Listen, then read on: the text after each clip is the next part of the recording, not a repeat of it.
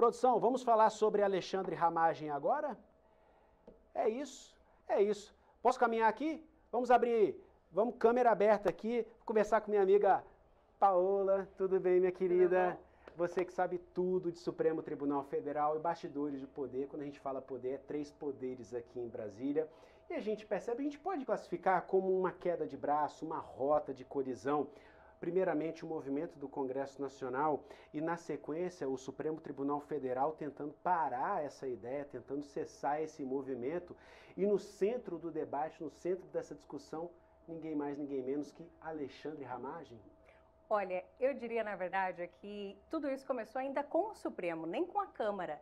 Isso porque foi o próprio Supremo, no momento que fez aquele julgamento de aceite ou não da denúncia a respeito de toda a situação envolvendo a acusação de tentativa de golpe de Estado, que eles já falaram assim, olha, no dia do julgamento, envia lá para a Câmara esse aviso de que, por termos um deputado federal que está aqui entre os que estão com essa denúncia aceita, a Câmara pode suspender essa ação penal, porque já está previsto na Constituição, a respeito desse assunto. Então, o Supremo já tinha aberto essa brecha sobre os crimes de quando ele já estava diplomado, mas não tinha ainda definido quais seriam esses crimes dos 5 que estavam ali para ele responder.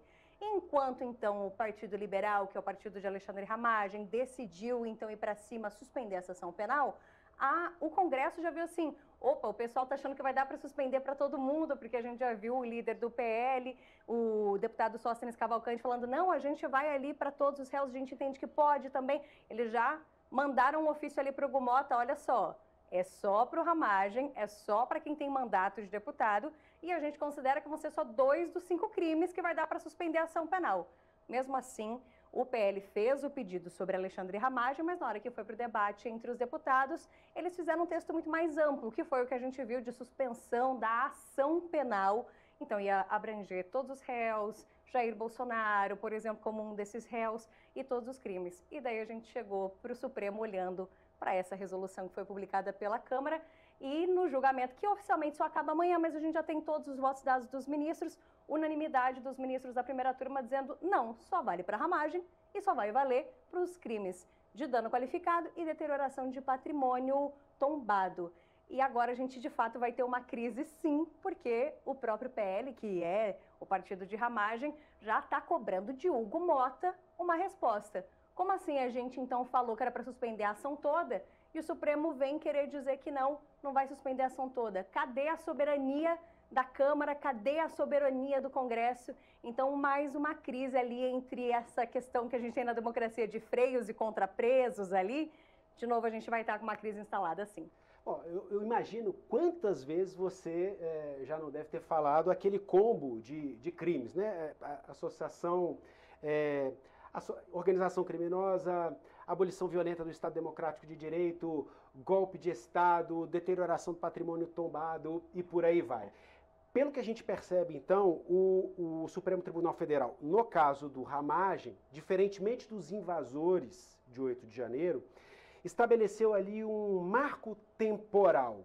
O que teria acontecido antes da diplomação permaneceria, ou não, e aí eu quero que você contextualize para a gente, e foi por isso que fizeram essa fragmentação.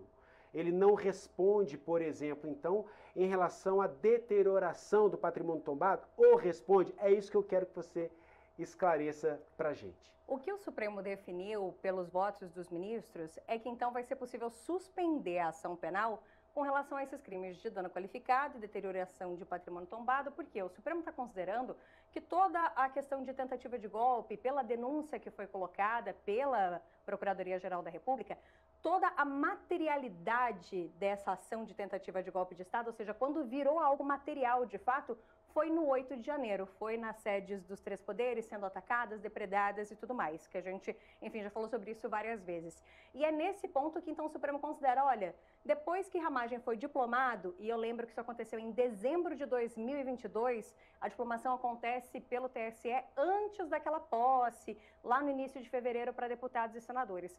Então eles consideram que quando ele já era diplomado, que foi quando teve o 8 de janeiro de 2023, eles vão dizer, olha, então de fato ele já estava diplomado quando houve o dano, quando houve a deterioração. Mas toda a trama golpista, ou seja, desde quando se desenhou que para a Procuradoria-Geral da República começa em 2021, e Ramagem entra como ex-diretor da ABIN, na época era diretor da ABIN, atuando com uma suposta ABIN paralela, querendo